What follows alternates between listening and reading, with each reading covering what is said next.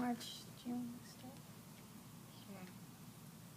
Sanashi Kuki Joshineto Tramri Rabinshi Nyendegen Padi Sange Shindu Mikte Uwa Nidrogunanga Shingla Chupasho Hiranguradamala Kamayatayani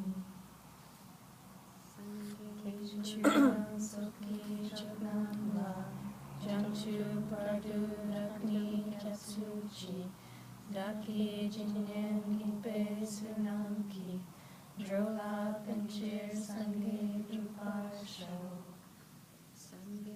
Churan Soki Choknamla Jamchu Bardu Rakni Kyapsuchi Daki Jinyen Gipe Sunamki Drola Penchir Sange Druparsho Churan Soki Choknamla Jamchu Bardu Rakni Kyapsuchi Daki Jinyen Gipe Sunamki Drola Penchir Sange Druparsho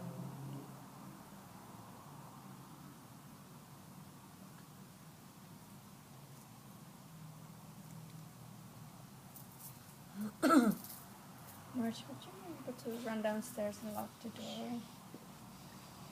ACI 3 class 9. Okay, so we are talking about, actually we're talking about the source of all my good. We're talking about the first 4 verses in this class and last class. What's the very first step of the path? Taking a lama, yeah. Shall we give it a shot? To the first 2 is what I said, right? Yeah. Okay, let's try it. Okay. The source of all my good is my kind Lama, my Lord. Bless me first to see that taking myself to him in a proper way is the very root of the path. Bless me then to serve and follow him with all my strength and reverence. Bless me first to realize that the excellent life of leisure that I have found just this once is ever so hard to find, and ever so hard to find. Grant me then to wish, and never stop to wish, that I could take its essence night and day. My body and the life in it are as fleeting as the bubbles in a sea froth of a wave. Bless me. And the third one? Oh, is that That's part of the second one?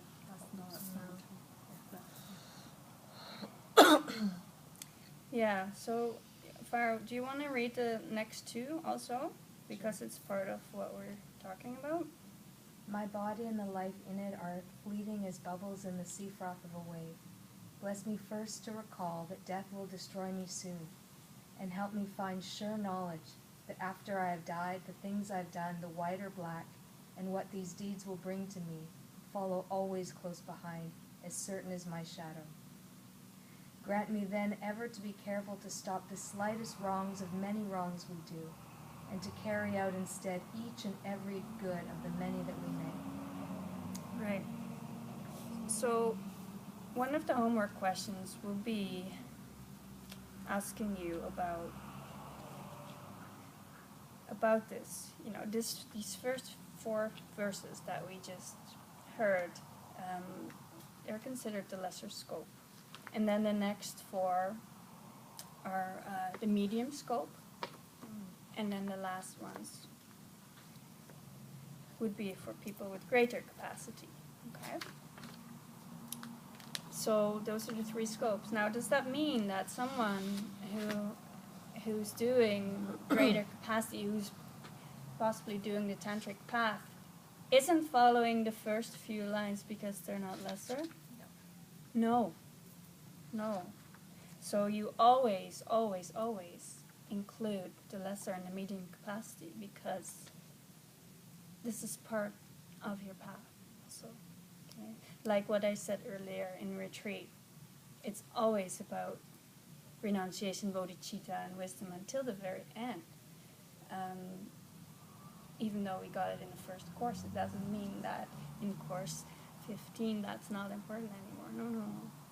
It's all, so this first verse is finding a lama.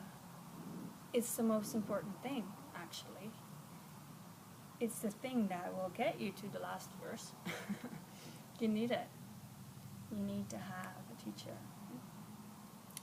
And so we spoke about that last time. You need to have a teacher. You need to find one at all costs. Because you can't do it by yourself. You just can't. We won't. You know? A teacher. Yeah. So the first part is we find a teacher, and then how do we behave towards them? And the main way to behave towards them, the main way to please them, is to practice. To practice what they teach you.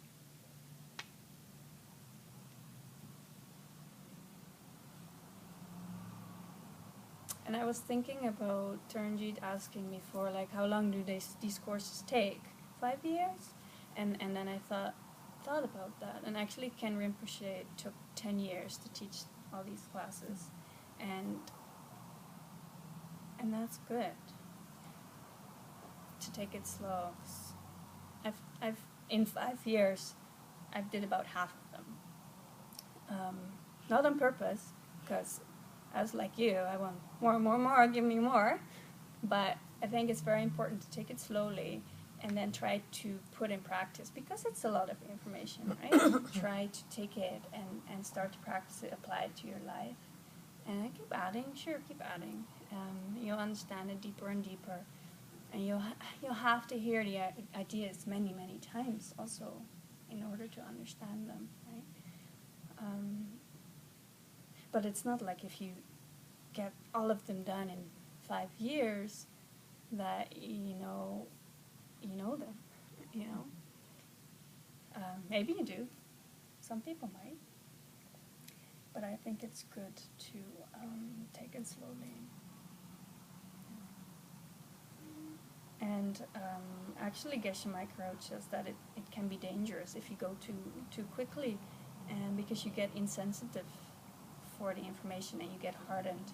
And because, it might sound beautiful the first time and the second time and the third time, and then you might go like, yeah, I've heard that one before. I don't need to attend that class because I've done that class before, and that's dangerous, because you actually need to hear it over and over again. So it's good to be aware of that and try to keep excited about that. And that's actually the reason why I dropped in quite a few classes of ACI 7. Even though I've done it before, I've gotten my vows. Just to go back, it's very different to do it again after a year or two has passed, because you hear it completely different. And imagine if you've done all the courses and then go back to the first, It's very profound. Yeah, so don't take it for granted and don't think, yeah, I know that, because you don't. Well, if you do, then you do, but most likely you don't.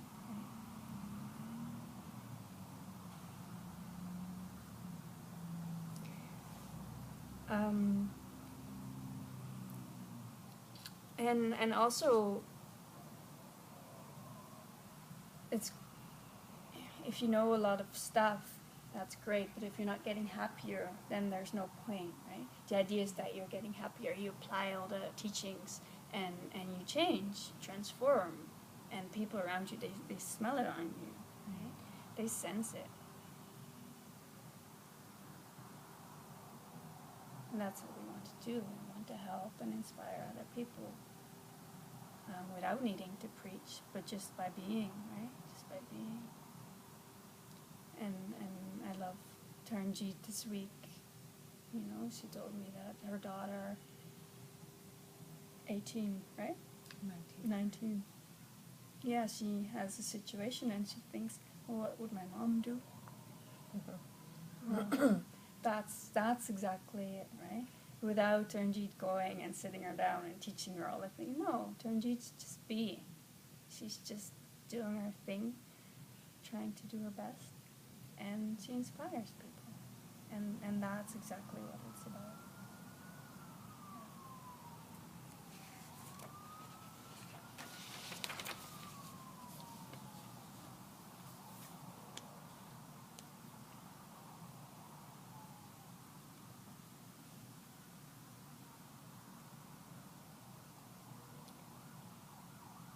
So in the homework they ask, how do you practice to purify your mind when you take a lama?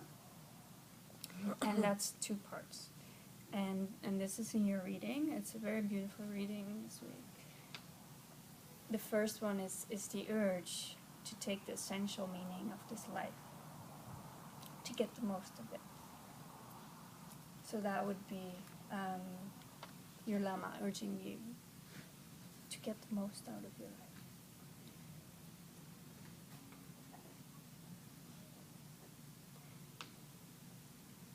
And the second part is how to go about taking the essence from this life. So the first one is the urge to take the essence, and the second, how to go about.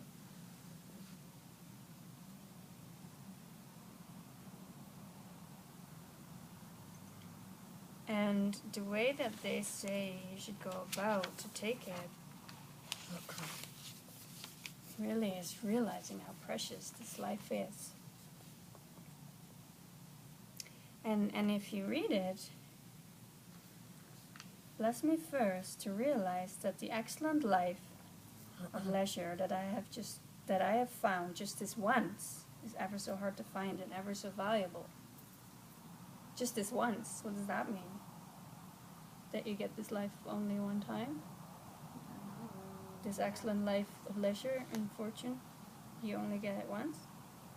Sorry? I think it means that next life we don't know if we will be born as a human. Yeah, we don't know. We don't know. Find our mind. Yeah, it's true. What is said in the audio, it's like the chances to be born as a human in the conditions that we have is so small. Like we've lived eons and eons of lives that weren't like this, right? So now we've hit the lottery. If you buy a lottery ticket for eons, will you win sometimes? Yeah, most likely you will, right? If you buy a ticket every day. At some point you're going to win. Okay, so we won. So it might as well be just once. That's because it's so small, because it's so rare to attain this life like this. And Lada's right, we don't know what's happening next life.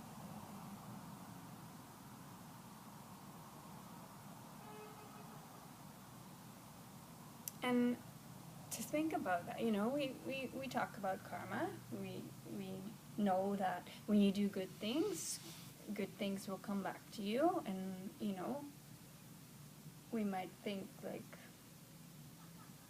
I'm not a bad person, so I'll probably be reborn as a human. You know, I care about people. But if you really consider, which is very apparent to be coming out of retreat, the way you think, like say 10 minutes of thought, how many thoughts do you have in 10 minutes? a lot, right? Maybe hundreds. 65 per second per finger snap. So 10 minutes, that would be a lot, right? And if you think about how many of those are about you and how many of those are about others, then, I mean, I can't speak for you guys, but I know for me that of those 10 minutes, I'm pretty much concerned with myself most of the time. What am I going to eat? You know?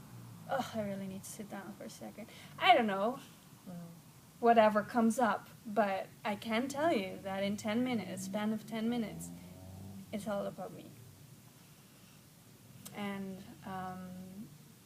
if you think all those thoughts will have a result, then it's not looking so great. You know? If all those 10 minutes were concerned with somebody else, then the virtue that I'm planting is infinite greater. And it's not like I'm a bad person. My thoughts aren't bad most of the time. When I'm just, 10 minutes of thoughts. They're not bad, but they're not virtuous either, right? And they're mostly not concerned with other people. So therefore, personally, I can believe when Geshe Michael says in his class that 99% of the people will not be born as a human. They'll go down. And 99%, that's a lot. That's a lot. And this is not meant to scare you at all. It is actually to do the opposite. Because we're here, because we have this window of opportunity where we are having this incredible life. We have enough food, we have a roof over our head, we have teachings available, we're healthy, we can hear, we can see, all those things. And that won't last. We get older and we'll lose all those faculties and stuff. So the window that we have to practice, to put a lot of virtue into place, is not that big, right? So we got to take that opportunity. And that's what that verse means. That means, bless me to realize the excellent life of leisure that I've found just this once is ever so hard to find, ever so valuable. And you're wishing that you can take its essence night and day and not take it for granted, not think, well, today I'm having a bad day, I'll just try again tomorrow, No, it's not so bad. It could be a lot worse, right? So it's something to think about. And of course we're here to change our mind stream and to make sure that our thoughts, our patterns, that we're, doing the opposite and that we will be concerned more about other people and that we understand that by thinking about other people, we don't have to worry about ourselves because all our needs will be met anyways, automatically. We don't even have to worry about that, right? If all we do is think and care for other people.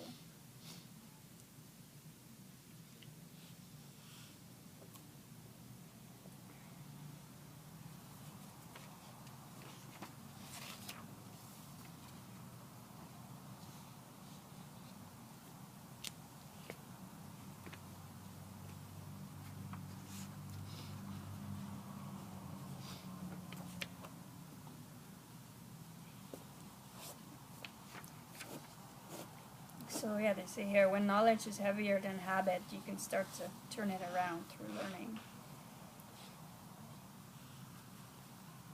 So this truth can set you free, taking the essence.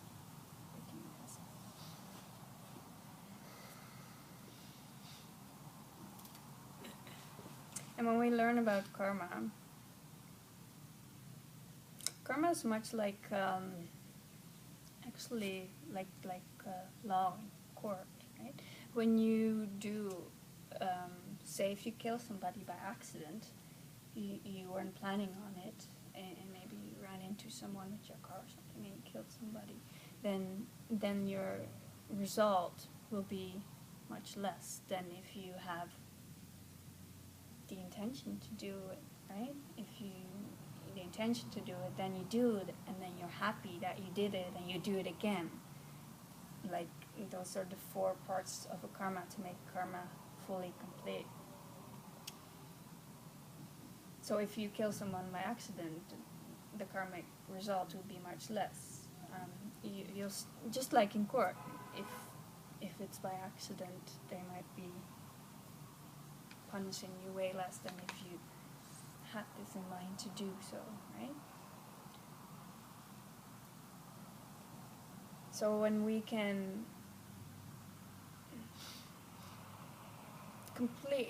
learn about karma, and then there's a whole karma course, a couple courses from now.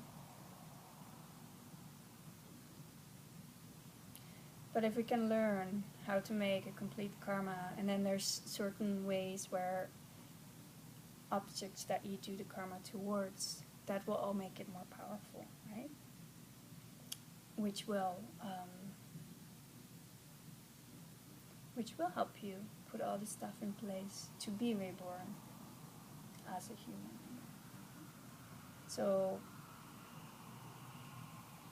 again, like the intention of doing something, then doing the deed, then being happy you did it, and you would do it again. Like if you have all those in place, it's something virtuous, then you've completed the whole karma, which would be more powerful than if only one of those would be in place, right? If you just did, you know what I mean? Just did it by accident and you didn't think of the other ones. Like this is in a positive way also. So then the object that we do things towards and the things that's on our mind when we do it, like a teacher is always the highest object to make any offering towards. Like what I said earlier, when you practice, that will make your teacher very, very happy. But it's a great karma to collect also. So we can learn what we can do to put in place for our next lives too, if we don't finish it in this life.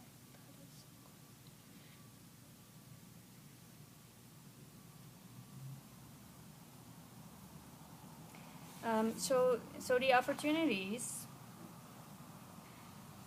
Okay, we have a list to develop the urge to get the most of this life.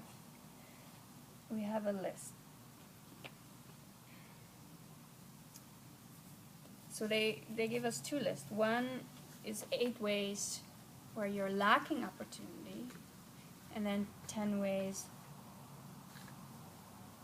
that are, 10 fortunes.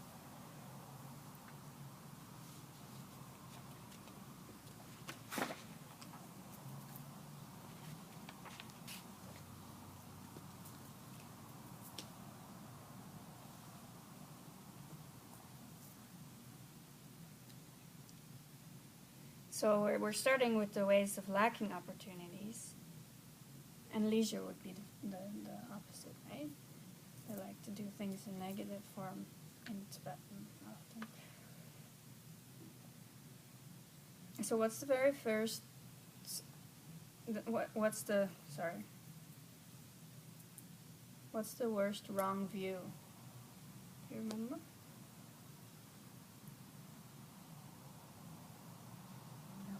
Karma or future past lives. Mm-hmm. Yeah, so that would be the first one, wrong views.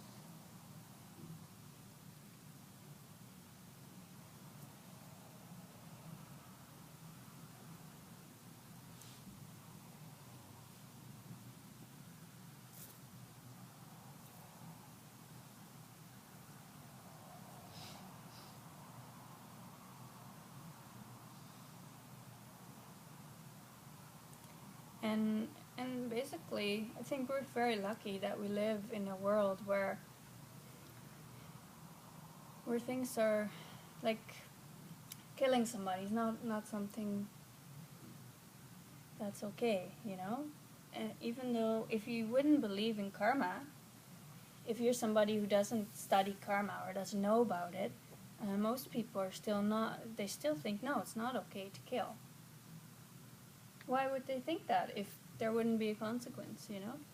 It's something that somehow this society has. Like, we know that it's not okay to kill or to steal or to lie. Even though people might not think that someone would then lie to them or steal from them or kill them, they still don't do it. So we're very fortunate to... Because if you think that none of your actions have consequences, then why not shoot someone that bugs you? You know? And why not lie to get what you want? But we don't do it, you know? So that's pretty cool that we live in a world where that's not really accepted, right? So the second way of lacking opportunity is being born as an animal. We're not born as an animal.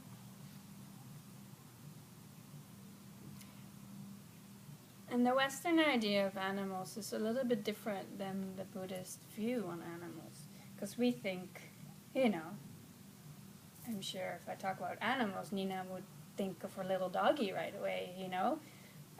Cute little animals. We think about dolphins that help people in the ocean, or, you know, we think about smart pets. I don't know. We have this thing. We think animals are nice.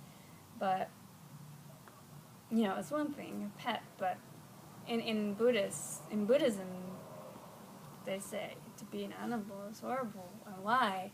Because they're always looking over their shoulder, afraid that someone might kill them, eat them, right? It's always about survival. Yeah. But are we not considered animals? We're not considered animals. No, not in these teachings. No.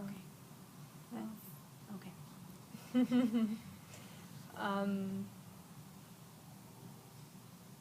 Yeah. So they say it's really bad to be an animal because you're always living in fear. And so we don't have that. We're not born as an animal. Then the third one is craving spirit. How about places where people do hear about their life and looking in the shoulder?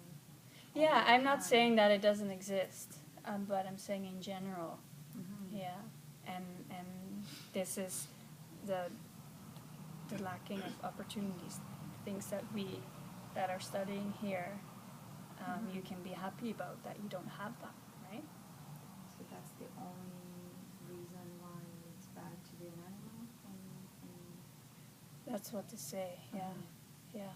I heard about someone to be dull or something, so they don't have opportunity to become enlightened in this lifetime. Well, So, an animal can't. yeah, animals not. Yeah. No. And it's hard as an animal to go up. Like, how do you become a human if all you do is kill and be killed? How do you even get out of that? And that's like a pure, how? It's like by pure fluke. You know, they give examples of being like a fly and you just happen to fly around like a statue in a monastery or something, and you accumulate the karma to go up, right? Like, it has to be something, but it's not intentional. It's not the 4 complete karmas, because a fly can't think like that, right? So they say there's tremendous virtue in being near a holy something. Yeah. And Geshe Micro is joking too, like, how did we even get here? Maybe we were, in one of our last lives, we were like the gas station attendant for the Dalai Lama or something, right? And that's how we it's interesting. Yeah, what did you want to say? I was just gonna, I mean, although in the animal world, sometimes animals can be very loving and nurturing. Yeah. And, their actions are, taking care of their young and, It's true. It's true. It's true, and that's. But it's you not. could say that those might, they evolve. They maybe go around a statue in a monastery, and then they become, who knows? I don't know. Yeah. A monkey mom that cares for her babies, and then something. I don't know. I can't tell you, but yeah, of course, yeah, it's true. But I think this would be a generalization. Most of the animals, how they live, would be in fear. Yeah, trying to survive.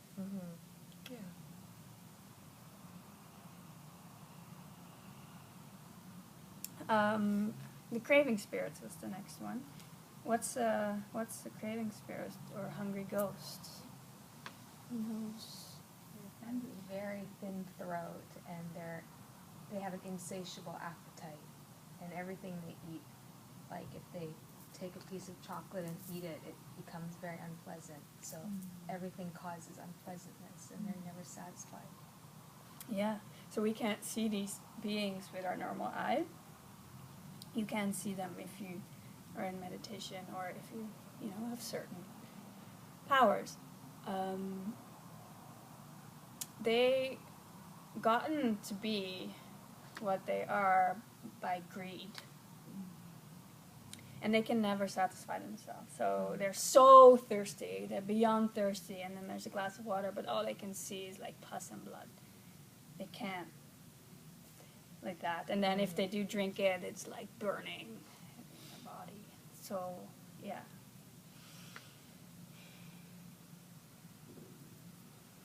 Then the next one is born in hells.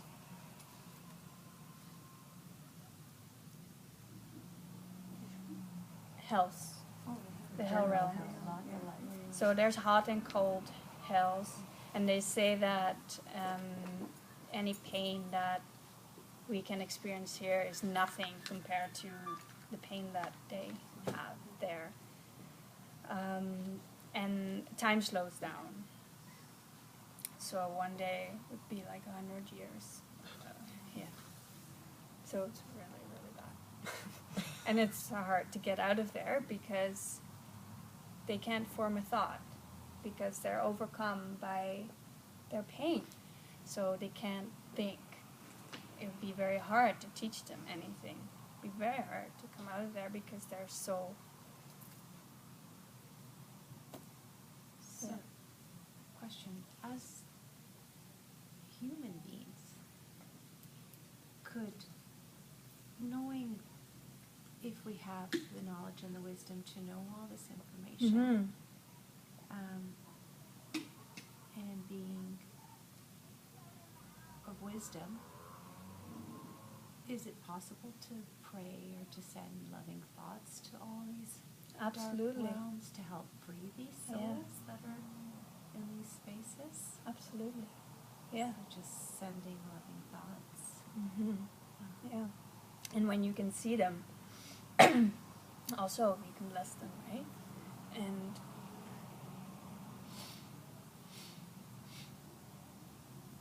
yeah, that might not work instantly. They'll need the karma for... Because I was thinking about... I don't know if I can say this. Like somebody had passed away, and Geshe Michael Roach was told about it, and he asked, okay, just tell me the name, and I'll make sure they're okay.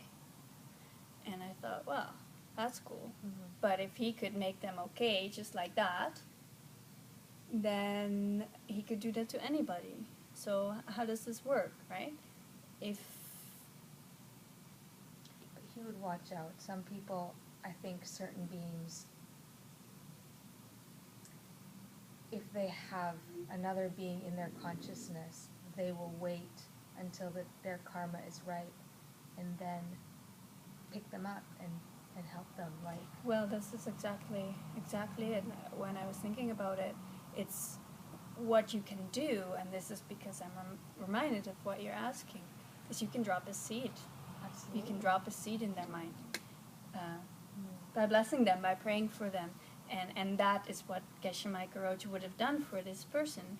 Because if he could free him right now and turning him to an enlightened being, that doesn't make sense, because a Buddha can't do that. Because if a Buddha could, we wouldn't be here. Nobody would be suffering. Everybody would be enlightened, and we would all be happy. So when I was thinking about that is exactly what the Farah says. Like, you can go, and if you can see these beings as that have passed, or the craving spirits, or even if you don't see them, you can pray for them and bless them with your wisdom, and you know, and then you drop a seed, and that seed will ripen when their time is there, and that could be in a year, that could be in an eon. That, you know, it doesn't matter. It will ripen. Right? So just to confirm my thought, so even though I don't, or I don't have a thought of a person or anyone, even just the energy, the thought of what you said, and that horrible feeling, sending love to anything in that realm could change. It Just, I could. don't know. Well, having any of those thoughts can only bring goodness, because Okay. It creates the virtue that you could then be a being like that could help. yeah. That thought creates a virtue Right. that you will become a being who actually can help. Oh, okay. So we train ourselves in those thoughts. Compassion, like to have compassion for people in that space, all and to realms. send loving light to that Yeah, space. and you are changing your world, right? By every thought, by every action that you do, that's virtuous. And You are transforming, and you will see change. You will see people that maybe used to self-hurt, and then you work hard on yourself to fix your mind, and when you see them 3 years later, they don't seem to suffer anymore. They look much happier, you know, like that. So you are changing your world. So, yeah, any thought that you care about somebody else will benefit you in numerous ways. Yeah, and them too. Yeah.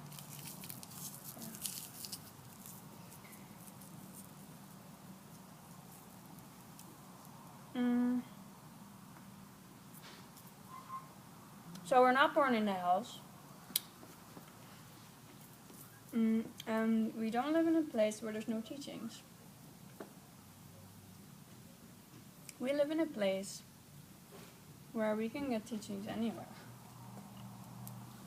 On Buddhism or any other religion, right? You can walk into any place and receive. So this is very amazing, because many people in the world don't have that opportunity at all.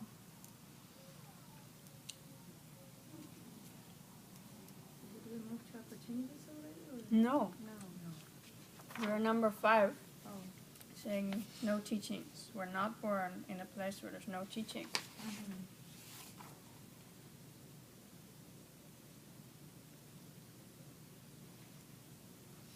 And the next one is uncivilized, in a place that's uncivilized, or where there's no vowed morality.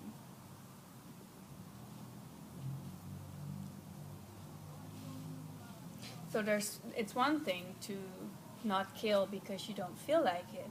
It's another thing to not kill because you've taken a vow that says you're not going to kill, right? Way more powerful. So we live in a place where people are generally civil. And the next one is handicapped or retarded. Like you would be in a state where you can't absorb the teachings, you can't listen to it and understand it, right? Someone would try to explain it to you and you just wouldn't, your mind wouldn't be. It's almost the same realm as the animal. Yeah, not really.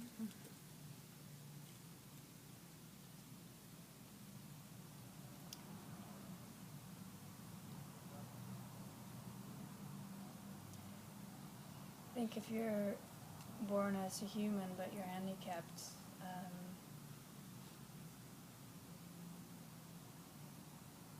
it is different than if you're an animal. Yeah. So I remember there's strong medication, for example, and his mind is all in, or unconscious or really difficult to meditate in this state of mind. Would that be an example? Sure. Yeah. Yeah, so you wouldn't be able to understand the teachings. Right? But you're here, you're able to be surrounded by people that practice, right? Born as a pleasure being. So that would be like a god. There's god realms, and they're very pleasurable, very amazing there. And I heard in the teachings that the Buddha would go and teach there, but it's extremely difficult to teach there because everyone's just blissed out. So who's going to listen to you? Right? But the thing is, if you're there, you are not accumulating more karma. You're just draining out what you have, and then when it's drained out, you go down to the lowest hell. So it's not some place where you strive to go for. Yeah. Wasn't Siddhartha born in a god realm, kind of, I don't know. He lived in luxury and Oh, in palace and all that, and then he. and so that's different than Sure. god realm then. It is different, but I think similar in a sense that you have everything Not you need. wanting for anything and just. But I think this refers to the mental states, Yeah. like the gods are in complete Right. bliss.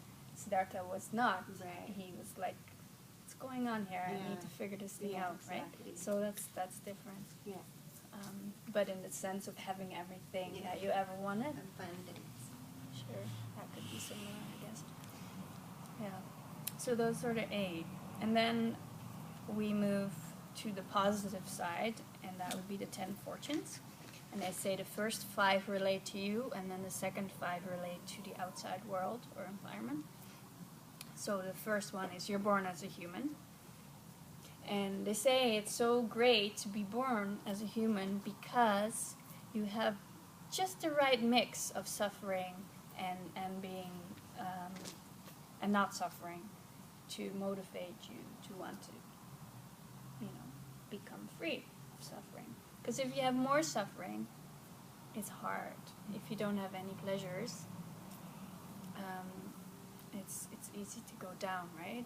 If you've ever had a depression, like if you're really depressed, like it's really hard to get out.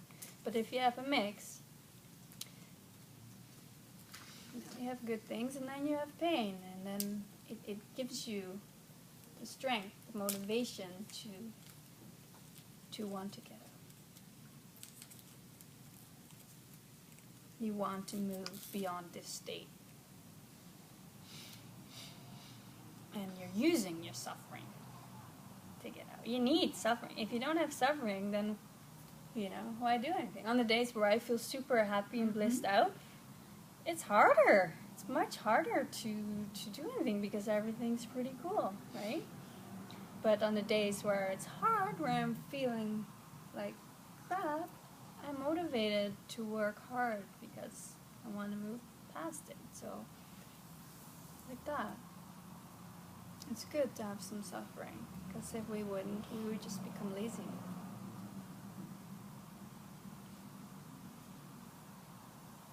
And they say the odds to become a human, well, we talked about it at the beginning of the class, how rare it is to become human. But in the reading, you'll see, they give the example of the turtle. There's a blind turtle in the bottom of the ocean, and every few hundred years comes up for a breath. And there so happened to be floating a wooden ring on the top of the ocean. And the turtle that comes up only every so many years, and he's blind, he sticks his head right through the hoop, right? That's how small the odds are to be born as a human. And that's like, I'm thinking the ocean's really big. So chances are very, very small. Yeah, it's difficult to think about it when there's 7 billion people on the planet. And it just seems so normal. We don't see ghosts, we don't see this crazy spirits. I know. And that's why we're studying that this. hell exists, and It's very easy to take it all for granted, and yeah, that's why we're looking into this, right? So the first one is the fortunes, born as a human. Second one, you're born in a civilized land. Third one, your faculties are intact. You can speak, you can hear.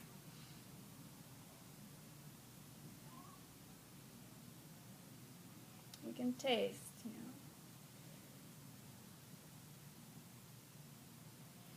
And then the fourth one is you haven't committed any of the 5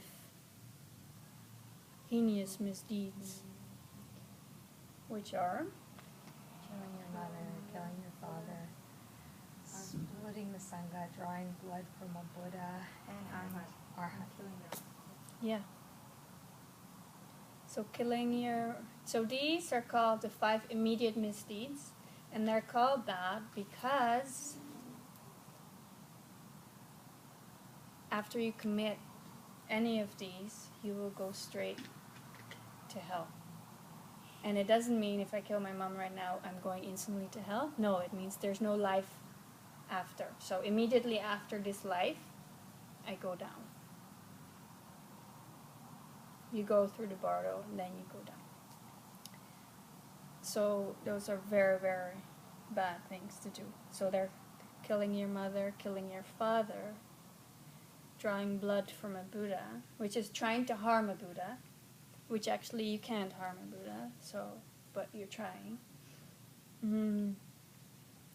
Killing an Arhat, which is someone who is in Nirvana. And then the last one is splitting. Originally, we can't actually do this one because you're supposed to be living in the time of the Buddha, and then you're splitting up this group of monks that I believe there were 8 or 9, and you're splitting them up.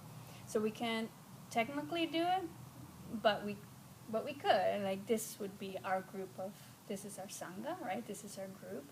And if I go and split everyone up by telling Farah about things that Marge has said about, I don't know, and I split you guys up, and that might result in you not coming to 3 Jewels anymore. It might result into you not wanting to do this path anymore, right? So, which is really, really a bad deed, because you're here because you want to become happy, enlightened, and if I go screw that up by splitting people up, I may have just eliminated your chances to do this, right? So therefore it's very bad. So we should always bring people together and be happy for each other. So that was the first 4. And then having faith in the teachings is number 5. So those are the ones that relate to yourself. Then the last 5 are relating outside. So we are living in a world where the Buddha has come. We are living in a world where the Buddha has taught. And we are living in a world where what the Buddha has taught has not been lost from the hearts and minds of people. And it says in scriptures that that it will be lost at some point. Yeah, in the Abhidharma Kosha it says. And that will become a dark period. It will be lost first in the hearts and minds of people, and then the scriptures.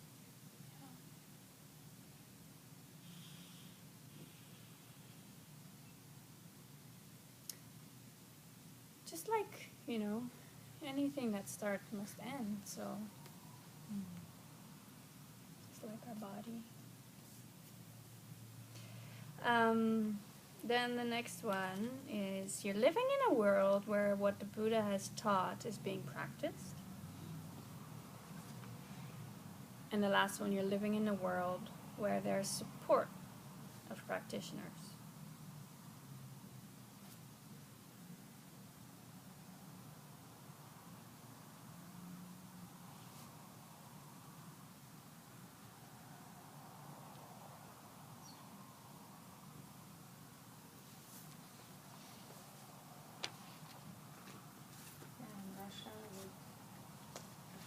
Go to jail or be killed or be sent to Siberia. Right. Or just, we're sitting in this sunny studio with chocolates and Yeah. We're so fortunate. Yeah. for one word, people would be killed Yeah. in my lifetime. Yeah. So I'm not talking about something like 200 years ago. Yeah. It's just like in my lifetime. Yeah. And that's what I witnessed. Yeah. What I studied, whatever. It's happening right now in places. Yeah, in some places probably, I don't know what's happening there, but yeah, some countries probably. Yeah. So we're learning how to take the essence of this human life in 3 ways. So like I said earlier, so there's 3 divisions, right? We have the 3 scopes, we call it, for the small capacity people, medium, and great.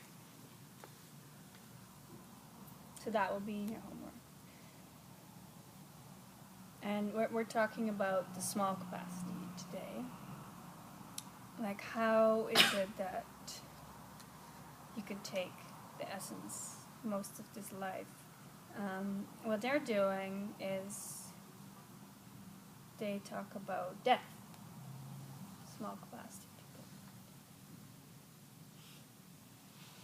And this is a great, great meditation object, which all ties into, how rare it is that we're here, that we've come this far, and that we should, make the most of it as best as we can. So the death meditation for the small capacity people, which is also great for the other capacity, is in 3 steps. First, is trying to grasp that you must die.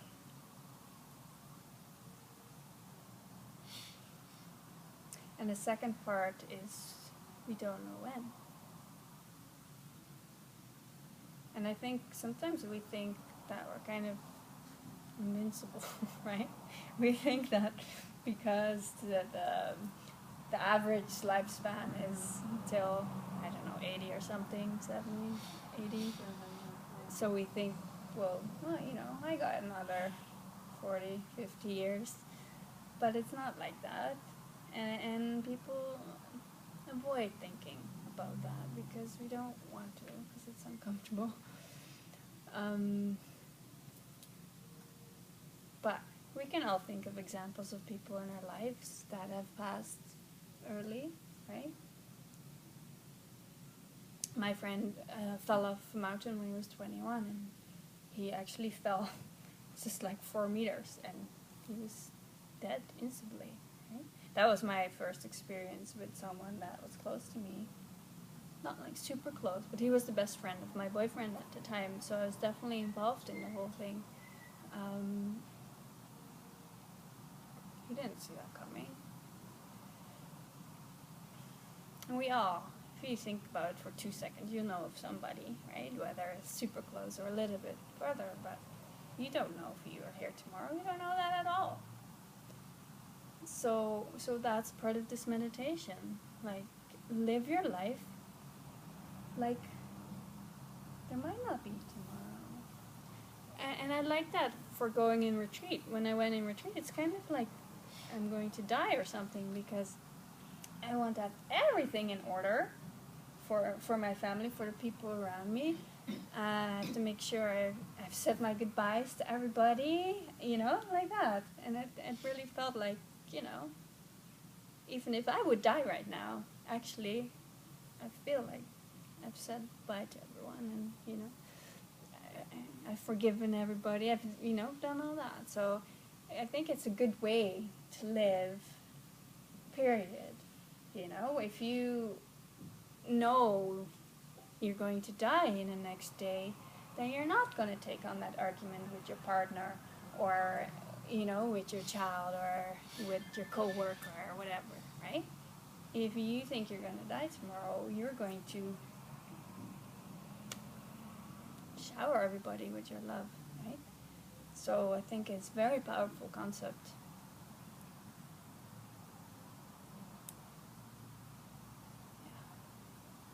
So the last part of that meditation, so the first one's I must die, I don't know when, and then the next one is the only thing that can help me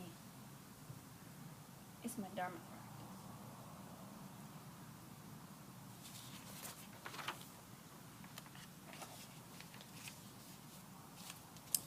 And what that means is, like, when you die and what your next life is going to be will all depend on what's happening in your mind stream. What is it infused with, right? Is it infused with wanting to become enlightened, caring for other people, wanting to get out of suffering, and wanting to take everybody else out with suffering? If your mind is infused with that, then I would say that chances are pretty good that your next life will be similar to the one you had, and you can continue where you left off. But if your mind is infused with me, and me, then I don't know. So everything you put in practice will become part of your mind stream, right? We'll have a couple-minute break while she puts the money in the meter.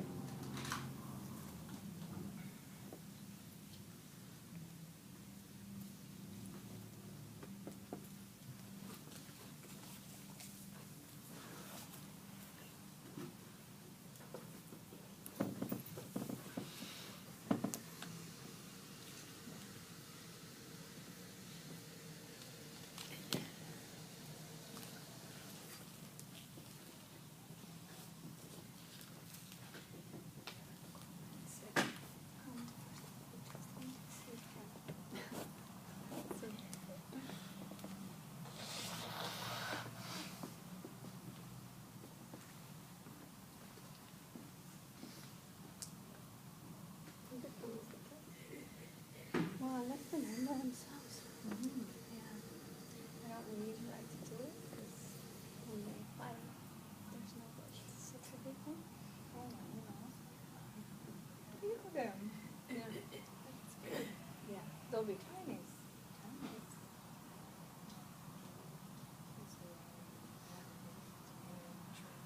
Yes. Yeah.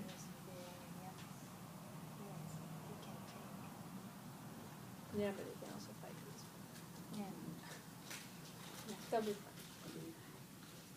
But Jason was really sick this week. He was throwing up, so I didn't really want to arrange play dates with other kids because I didn't know if it was a virus or it was food poisoning. So I just let her sit. Oh. No problem. Are you coming tomorrow to? No. You want homework? You want homework? Because I need to do homework. I'm meeting Mike at noon, and I'll probably be there for an hour, and then I'll probably have to shower. So I'll probably be there around 1:30. I'm not sure if I'm gonna go home. I'm gonna try and go to. Right. Okay. Is that at 3 Jewels? 3 Jewels. And so this only so like I said, this only so time that I don't have to take care of first. If I do something, I might just bring her home. Okay. Super. Just yeah, take out by. Okay. I love music. Okay. I might have her up to and then later on. I'll drop it off this Thursday. Yeah. Awesome. You're welcome. I'm just pouring so that I use more water. Okay.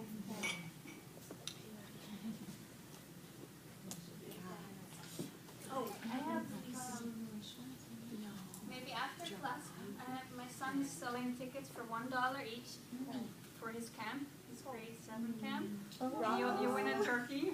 But if anybody wants to buy one, that would be Okay. great. You can give the turkey to someone else. Yeah. It's getting cold sitting here. Yeah. Are you getting cold? No. You feel? A little bit, actually. I swear when I first was going through these things, I felt like sometimes I'm a craving spirit. I think I'm in hell. There was like, I was looking at this, should I take one more? Completely. I feel like sometimes I eat something and I go, yeah. I have hot chocolate. I mean, I eat bad these days. But I really felt like all of a sudden, like this. So your body is like, no. Exactly. But my tongue is saying yes. My eyes are saying yes. My body from here down is saying no. Yeah, that's great that your body is so sensitive. It's great. Thank you. Okay, we'll continue, ladies. Before I go on, remember the meditation chart with the elephant that we were talking about? Did you say that the elephant represents dullness? Yeah. Actually, I looked. I noticed. I didn't actually look specifically, but it just popped up. That the elephant actually represents the mind, and the black inside the elephant represents dullness. Yeah. Okay. So I just wanted to clarify that, so we That's have a that great. on record. Yep, perfect. The white, the mind, the dullness. Dullness. Dullness. Oh, the Yeah. Dull. So the white would be the brightness. Yeah, being clear, right? Actually, Geshe Michael explained it really beautifully. In which one? In class 5 audio, Geshe Michael explains that very, very detailed. Class 5 of this course? Yeah. Oh, I didn't About hear an that one. elephant and a monkey. Okay. Yeah. I think I had a different audio. Okay. So, we're almost done. We're just talking for a moment about karma. Because we've gone through all over our lists.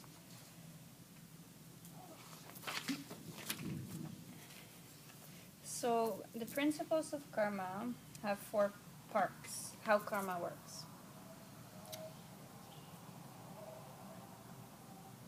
And I'm sure Farah can name them. See if somebody else can name them. You? Well, Wanna I try? remember them the way you taught them. What Okay, I so- remembered is the first would be, see if I can remember this. core parts of karma would be perception.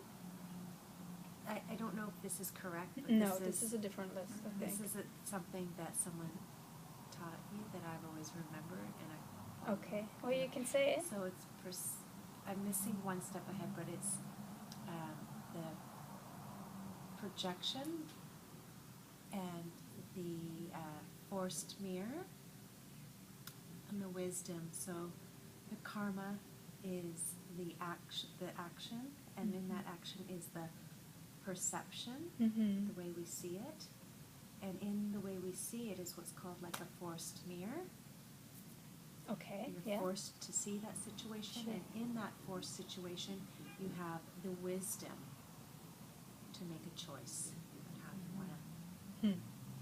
move forward. in that Okay. space. That's nice. That you came from you. Yeah, you have the choice, right? You have the choice how you want to respond. And if you understand how karma works, which is this list, then you can make that choice with wisdom So behind. it's kind of like renunciation, bodhicitta, and then the wisdom would come. Yeah, but you can infuse renunciation and bodhicitta with your wisdom. But yeah. Exactly. So the principles of karma.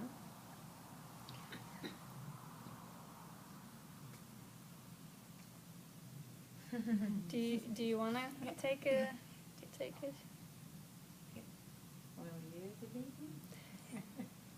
There's no such thing as 4 principles of karma.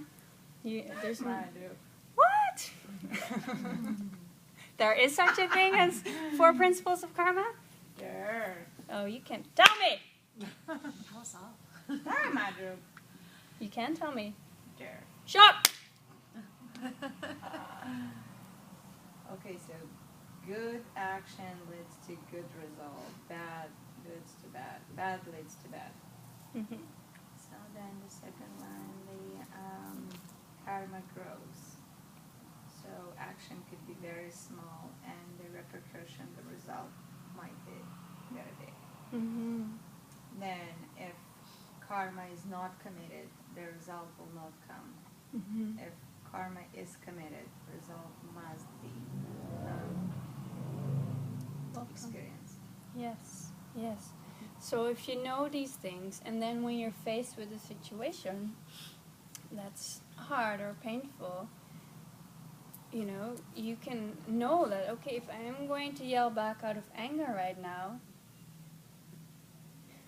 if I get this, if I understand this, that every action that I do will bring me a result, then that would mean that I'm creating more yelling and more anger in my world.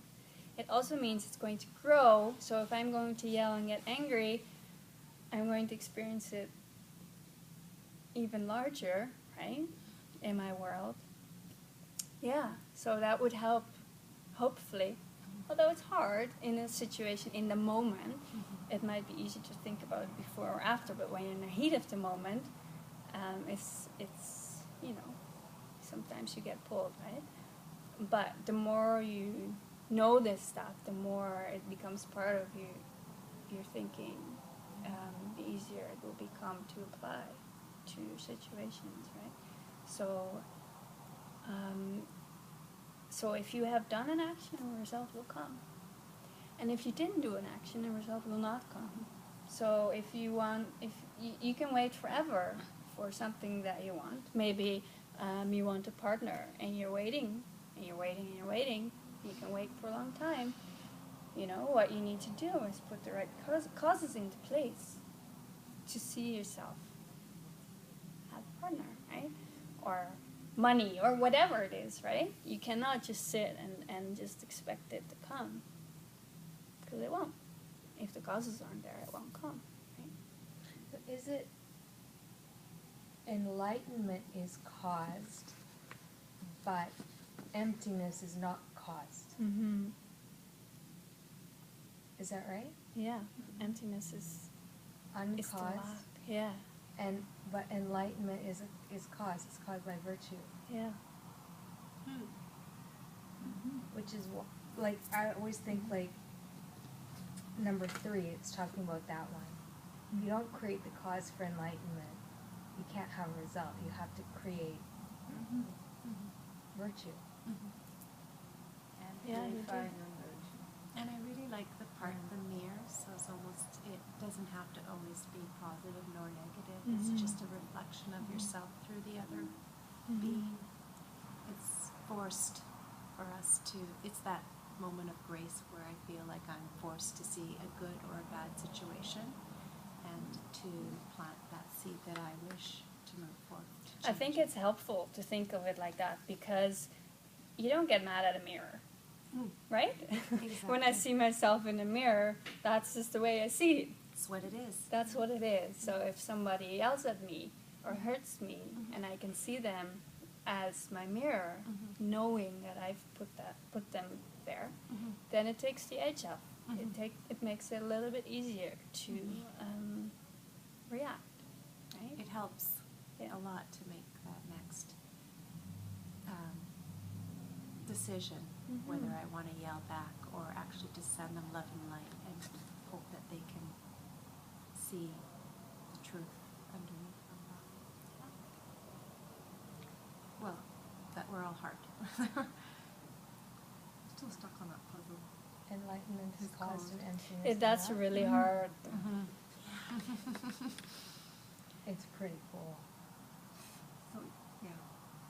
But then emptiness will come at some point. It doesn't not come. caused. It doesn't It's come. caused. It never comes. It's the realization that it is. It's not. It's a The- relation. It's not. The virtue to have the perception of it is caused. The virtue Okay. to be able to go on retreat, that's cause. Virtue is within the realm of causation. But emptiness is not. To have the experience of seeing emptiness directly That's is caused. caused. Yeah. But the emptiness of a block Not caused. is not caused. Emptiness Because- of a what? A block? Anything. Oh, This. yeah, yeah. Anything. Because all caused things are impermanent. All cause, say it again, all All cause. caused things are impermanent. Yeah. They have a beginning and an end. So when you're enlightened, that doesn't go on forever? No. That's gonna come to an end? Emptiness is not caused. So Enlightenment emptiness- is caused. So emptiness is not gonna come to an end. No. Never permanent? started, never ended. So it is just is. It's It like air. isn't. It isn't. Well, it's kind of like air. Is the way I best, for me, the best way I visualize emptiness is like air. I don't know it's there. I know. I mean, I need it to survive, but I don't know it's there. But I breathe it in. Yeah, but then you're still thinking of it as a positive, and it is a negative. It's something that's not there. But I Yeah, don't- but I understand. It's a close thing for you to relate yeah, to. the only thing I could really relate it to Mhm. is close It's to this tricky. emptiness. It's emptiness is the thing it isn't, right? The fact that we always hear the example of the pen. The pen isn't a pen from its own side. It's a pen to you, but it's not a pen to a dog, right? So it isn't. There's no pen inside the pen. Okay, but also if enlightenment is caused, Yeah. then it's gonna come to an end. No. No? Not if it is imbued with wisdom. It would never come to an end. Because Not all cause things. wisdom would inform, enlightened beings are beyond the realm of causation. Their understanding of emptiness is such that they're always creating virtue, so they're always living in a bliss realm. It's ever perpetuating because they have no negative, they have no mental afflictions. They're not in the realm of causation, so they're in. I find the best way to understand is by, I know this sounds very bizarre, but by trying not to understand. I don't know how to put Well, that I in a think word. I think that's also true because it's good to try to figure it out, but you'll never figure it out Yeah. until you are there, right? Until you've reached that state. it's helpful to understand that enlightenment can be caused because our practice is about accumulating merit and virtue. So Yeah. then you have to understand, you understand the purpose of filling up a cup of tea I agree is with to you. serve Yeah. is to serve my own transformation. And then just to feel it. Right? But I completely 100% agree.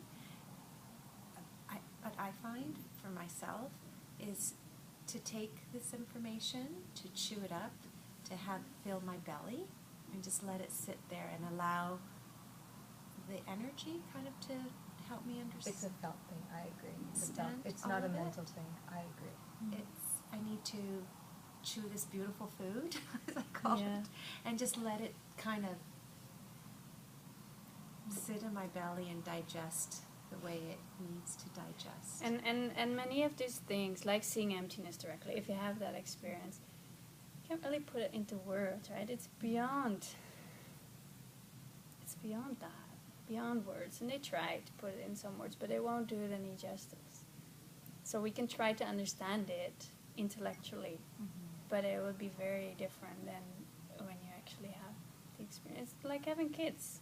You have all these ideas of how it will be when you become a mom, and then when you are a mom, it's completely different. Completely different. You know? I think, yeah, we need to put the virtue into place. We need to practice hard in order to become that state of mind. But don't worry, because there will be many, many courses that will go into. That was very helpful, that little side diatribe. That was really good. I have one other question Yeah. about it expands. So that's the point of the book. So you purify, you keep purifying 6 times a day.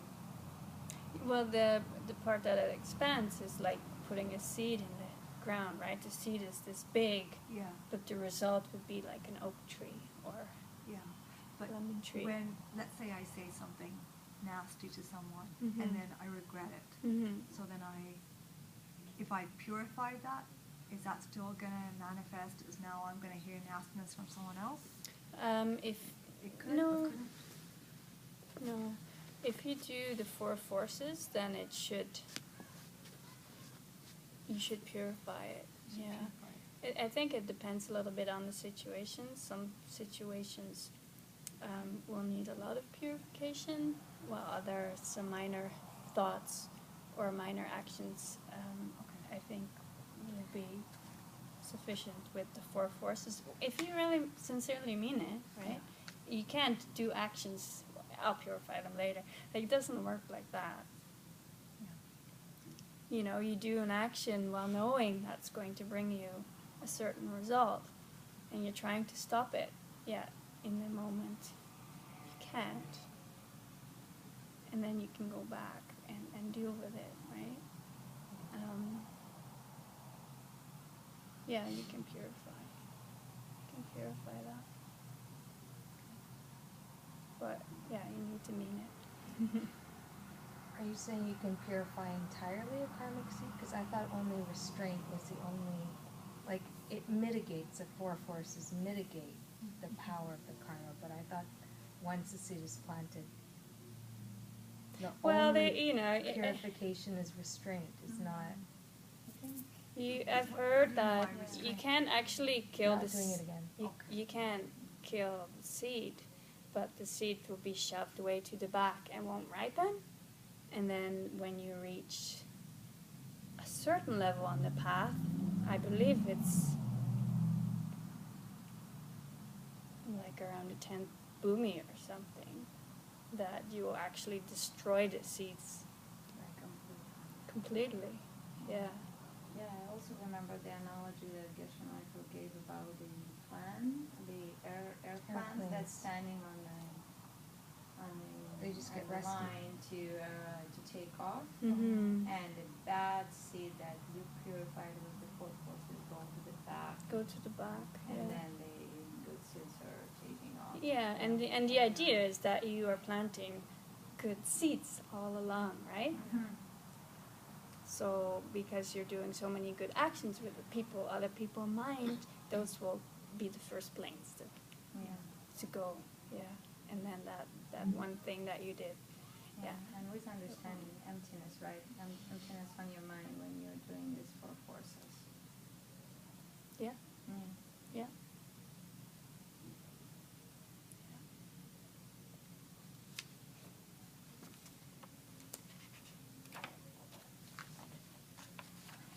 So all this stuff takes time, right? It's like some of the ideas you're not expected to understand them. Like it's years of hearing it, thinking about it, struggling with it, questioning, meditating. So don't worry if something isn't clear. Frustration. Sure. So if there's something that maybe you're not willing to accept, then that's totally fine. Just shelve it and then, get back to it later. To hear in this class that 99% of people will go down to hell might be not so easy to accept, or I don't know, other things that were said. And that's okay. Totally okay. I am not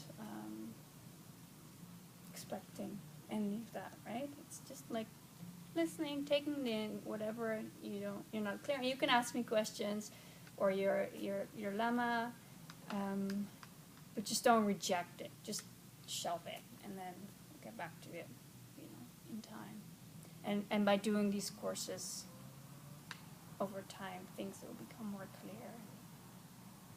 Is a thought just as bad as a spoken word, like a negative or not a good thought?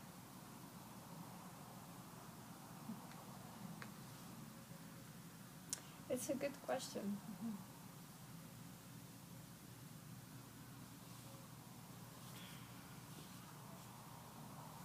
I've heard different answers to that question. I've heard that because your thought is close to the core, it's actually worse. But then, like instinctually, like we try to stop ourselves from saying bad things to others, and You're just like thinking a bad thought or a string of bad thoughts and then going, oh my gosh, where's that coming from? Stop, I don't want to think But that. we all do that, and it's fine. Mm-hmm. Don't worry about that. But you can see if you inject a little bit of wisdom into that. See these thoughts come up. Some of them might be horrible. Some of them might be just blah blah blah blah blah blah. Just try to think. Mm-hmm. This is just from before. It has nothing to do with this moment. This is my karma. I'm experiencing this. I can't help it. I can't stop it. But it's coming. So then you're killing it. Then if you can have wisdom in any kind of moment, then they say it's like a nuclear bomb. You're purifying like crazy. And we need those bombs because we have so many thoughts. Like we determined earlier, if we have hundreds of thoughts in 10 minutes, we're going to need to drop many bombs, I think. Well, especially during meditation, right? When they come off, arise, abide, dissolve, but it's like sometimes they just keep coming. So I know. It's, But don't worry about it. Yeah. Don't get frustrated about it. Some of it just needs to drain out. And some nasty thoughts will come because you're purifying. And it is when you start this path that more yucky stuff will come up because you want to become happy. In order to become happy, you need to get rid of your yucky stuff. Right? So, don't worry. Don't beat yourself up if you have certain thoughts. Don't go there. Don't do that. Just know. I think there's also tremendous virtue in when those thoughts come, the restraint of not speaking or acting on them is a virtue. Absolutely. Yeah. So I was in a retreat and I had thoughts that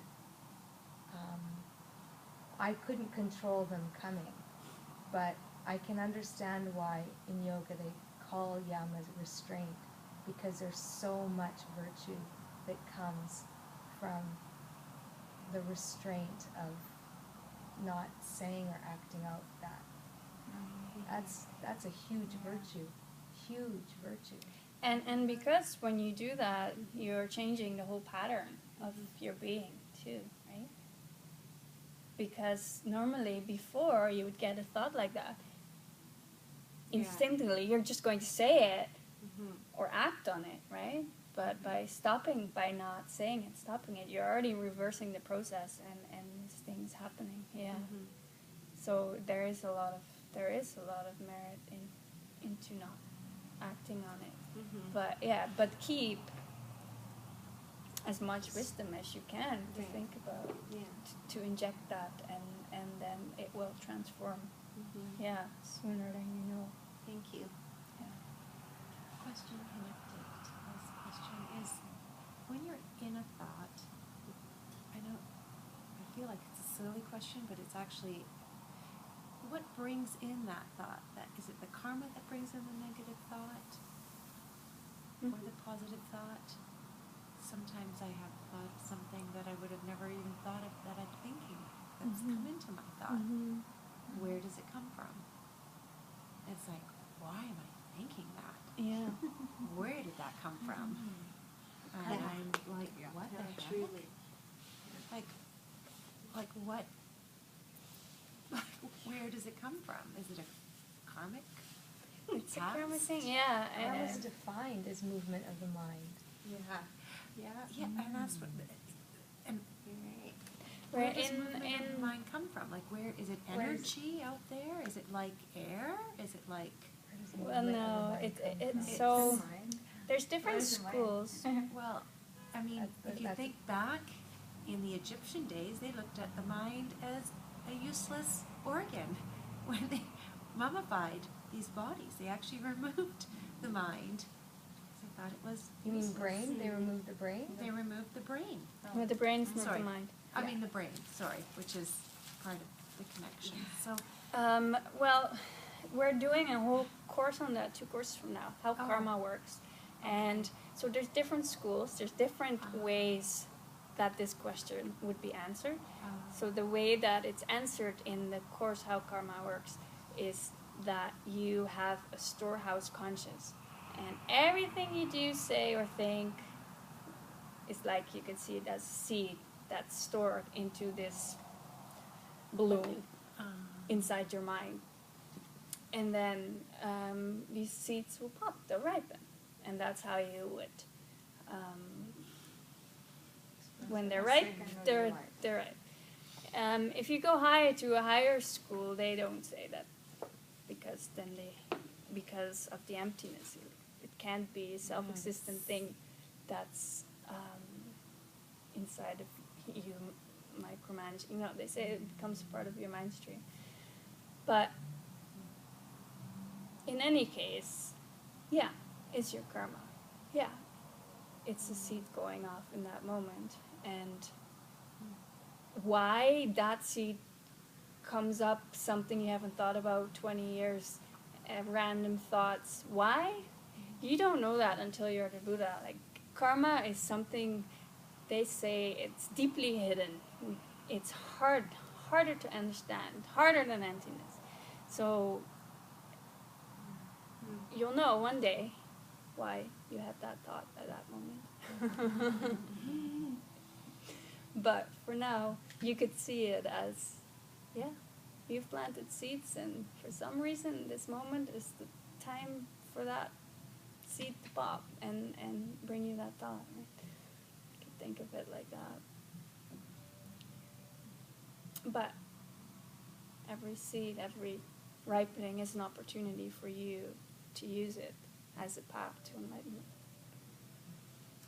it's almost like I feel sometimes like we always have like these little battles going on in our, it's kind of like, hey, here it comes up, here comes up, here, these little thoughts, Yeah. So let's close close up.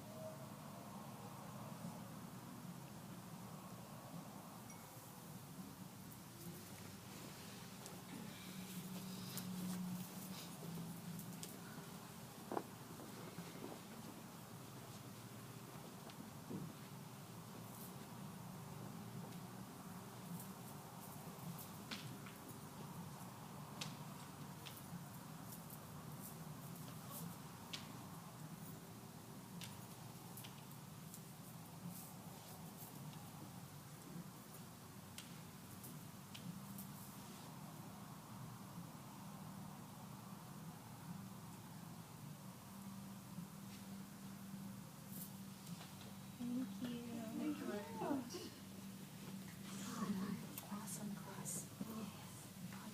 You know when you do all those videos, does it take up a lot of space? Like, I'm wondering if it's different to plan a lot. So do you have like an external hard drive? No, I don't have my like when he said he's full, so what he had to buy, and then he said that they have the hard drive, so to see